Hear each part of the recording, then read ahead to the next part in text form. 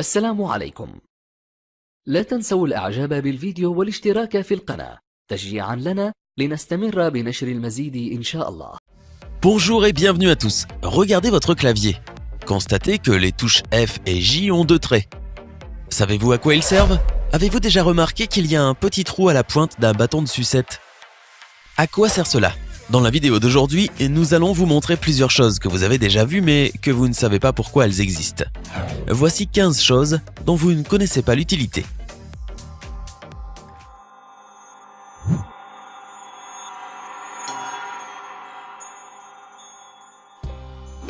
Je ne sais pas si vous l'avez déjà remarqué, mais de nombreux véhicules ont une petite flèche située sur le côté de l'icône de la jauge à essence. La direction que la flèche indique permet au conducteur de savoir de quel côté se trouve le réservoir d'essence du véhicule. Vous me direz que la plupart des conducteurs savent où se trouve leur réservoir. Effectivement, mais cette petite flèche peut être très utile aux personnes qui changent souvent de voiture ou qui en empruntent une. Avez-vous un iPhone ou connaissez-vous quelqu'un qui en a un? Peu importe, près de la caméra, il y a toujours un petit point noir. À quoi sert donc ce petit point? Ce petit point noir est en réalité un microphone, mais ce n'est pas un microphone commun. Ce qu'il fait est d'éliminer les bruits venant de l'autre côté de l'appel. Quand vous êtes en train de parler avec quelqu'un ou enregistrer une vidéo, cela sert à clarifier encore plus l'audio. Voici quelque chose que beaucoup de sous-vêtements féminins ont et la plupart des gens ne savent pas vraiment ce que c'est. Mais si vous portez des slips, vous savez sûrement déjà qu'il y a une espèce de poche interne. Et non, ce n'est bien sûr pas fait pour garder quelque chose, car ce serait bien trop inconfortable pour celle qui le porterait. Ceci a été dessiné et mis à l'endroit où il doit être, afin de garantir une ventilation correcte de la partie intime. Allons désormais vers la cuisine pour parler des casseroles. La plupart des casseroles ont un trou dans la poignée. Vous êtes-vous déjà arrêté 2 secondes pour vous demander pourquoi? Quelques mères utilisent cela pour accrocher la casserole. Celui qui a inventé la casserole n'a sûrement pas pensé à faire un trou pour que l'accrochage soit plus facile. Cela peut donc être utilisé pour autre chose. Par exemple, il sert à insérer des cuillères. Oui, que vous mettiez votre cuillère à l'intérieur ou à l'extérieur de la casserole, il y a toujours le risque pour elle de tomber et de rester sale et gluante. Mettez la cuillère dans le petit trou. Elle sera ainsi bien insérée et vous aidera énormément dans la cuisine. Si vous avez déjà pris l'avion, vous avez forcément remarqué le petit trou qui se trouve dans tous les hublots. Vous êtes-vous déjà demandé à quoi il pouvait bien servir? En fait, ces petits trous se chargent de vous maintenir en vie durant le vol. En effet, à partir d'une hauteur de 3000 mètres d'altitude, la pression atmosphérique est trop basse pour pouvoir respirer l'oxygène nécessaire à la vie. C'est pourquoi il est nécessaire d'équilibrer l'air entre l'extérieur et l'intérieur. Voici de quoi se chargent ces petits trous discrets et efficaces. Ceux qui ont déjà pris une pièce dans la main ont déjà repéré qu'il y a plusieurs traits de façon dentelée sur la tranche de la pièce. Si vous ne l'avez jamais repéré, prenez maintenant une pièce et voyez par vous-même. Cela peut paraître un peu inutile, mais il y a une raison pour que cela soit ainsi. Autrefois, quand les pièces étaient faites en or et en argent, quelques petits malins utilisaient des outils afin de racler les pièces en les rendant peu à peu plus petites. Tout cela pour après faire fondre les petits bouts de pièces pour en créer une autre. Alors ces petits traits servaient pour montrer que la pièce était entière et n'avait pas été raclée.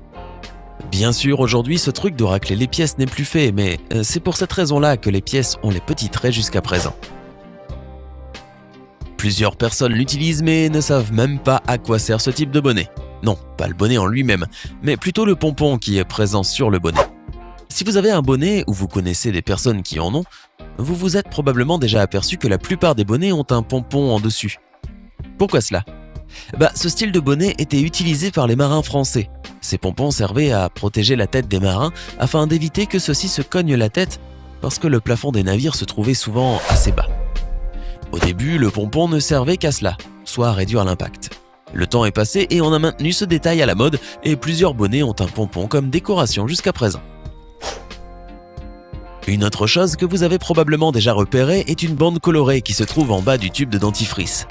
Si vous ne l'avez jamais remarqué, prenez alors votre tube de dentifrice et jetez un coup d'œil. Derrière, il y a sûrement une petite bande noire, verte, rouge, bleue, je ne sais pas. Je ne sais pas quelle est la couleur de votre tube de dentifrice, mais il y en a plusieurs. Sur Internet, il y a des rumeurs qui disent que la couleur se trouvant sur l'emballage définit la qualité du produit. Mais cela n'a rien à voir. Le vrai motif de ces bandes est lié à la fabrication. Comme le marquage est fait juste sur la fermeture du tube, de l'emballage, ce marquage est donc fait par une machine, et cela signifie que le tube a bien été scellé. Quand la machine fait le marquage, cela signifie alors que le produit est bien fermé et scellé. Et c'est grâce à cette bande que la machine identifie si le produit est correct, qu'il n'y a pas de déversement du produit. Ceux qui ont déjà acheté une pommade dans une pharmacie ont déjà repéré qu'il y a une sorte de truc affûté dans la pointe du bouchon. Plusieurs personnes ne se demandent pas pourquoi, ils pensent juste que c'est un petit détail du bouchon.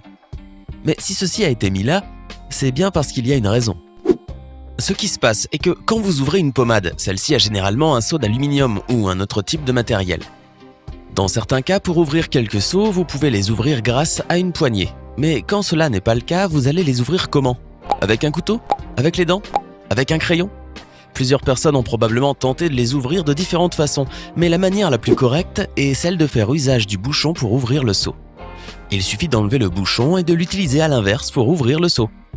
C'est parfait, il a été fait pour cela. Alors, si vous voyez un de vos amis tenter d'ouvrir le seau avec quelque chose du genre, vous pouvez tout simplement lui dire d'utiliser le bouchon. Quand vous trouverez des bouchons avec une telle pointe, vous savez désormais la raison d'être ainsi. Ceux qui ont goûté une sucette savent déjà qu'à la fin, il y a un petit trou dans la pointe du bâton. Vous avez cru que c'était peut-être une erreur de fabrication de la sucette, ou une autre chose, comme par exemple un cure-dent, je ne sais pas. Ce trou est fait exprès et est calculé. Tout cela pour éviter que la sucette qui est sur la pointe ne décolle pas du bâton. Parce que le trou dans le bâton est comme si c'était une espèce d'emboîtement pour que le caramel y reste. Si le bâton était lisse, les chances pour que la sucette se détache seraient plus grandes. Parlons désormais du trou présent dans le stylo. Vous avez sûrement dû remarquer qu'il y a un petit trou dans le stylo.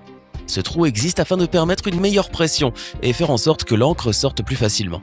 Et aussi pour faire en sorte que vous écriviez sans aucun problème lorsque vous êtes dans un avion ou à un étage de bâtiment très haut. Un autre petit trou présent dans le stylo est celui du bouchon du stylo. Un petit trou qui se trouve en haut du bouchon. Cela a été fait ainsi pour éviter que les personnes s'étouffent avec les bouchons, parce que certaines personnes ont pour habitude de mettre le bouchon dans la bouche et de le mâcher. Il y a aussi beaucoup d'enfants qui jouent avec des stylos et le bouchon est un objet qui peut être facilement avalé.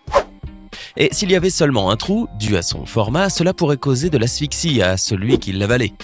Pour éviter ces risques, on a donc fait ces petits trous. Une idée simple mais qui fait toute la différence. Beaucoup de gens portant des baskets de marque Converse savent qu'il y a 2 trous supplémentaires sur les côtés des pieds. Ils ne sont pas là pour le design comme la plupart le pensent, ni comme d'autres supposent qu'ils permettent de resserrer les baskets offrant ainsi plus de soutien. Ces 2 théories qui semblent pourtant plausibles sont fausses. En effet, les trous sont uniquement là pour offrir une ventilation supplémentaire, car de nombreux styles de Converse sont remontés et très serrés. Ainsi, plus il y a de ventilation, mieux c'est.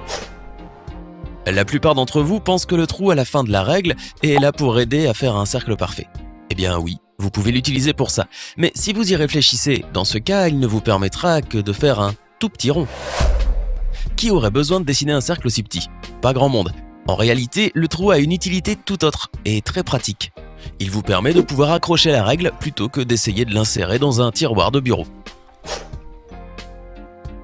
Vous avez sans doute déjà acheté du maquillage comme un fond de teint ou une poudre et vous n'aurez pas manqué de remarquer qu'il y a une mention sur le flacon où l'on peut lire 6M, 12M, 18M ou encore 24M. Vous apprendrez que ce ne sont pas des marquages nécessaires aux fabricants mais en fait des dates d'expiration. Ces mentions sont là pour vous rappeler à quel moment il est temps de jeter votre maquillage et le remplacer par du nouveau. En effet, si vous utilisez du maquillage périmé pour le visage, cela peut vous causer une éruption cutanée ou une infection.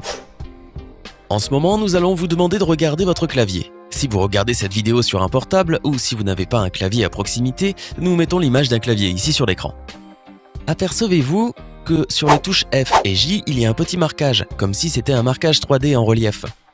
Ces points servent à orienter les personnes lorsqu'elles sont en train d'écrire sans regarder les touches. Cela sert donc à orienter la position de l'index. Et c'est à partir de là que vous arriverez à appuyer correctement sur les touches plus rapidement et en utilisant les 2 mains.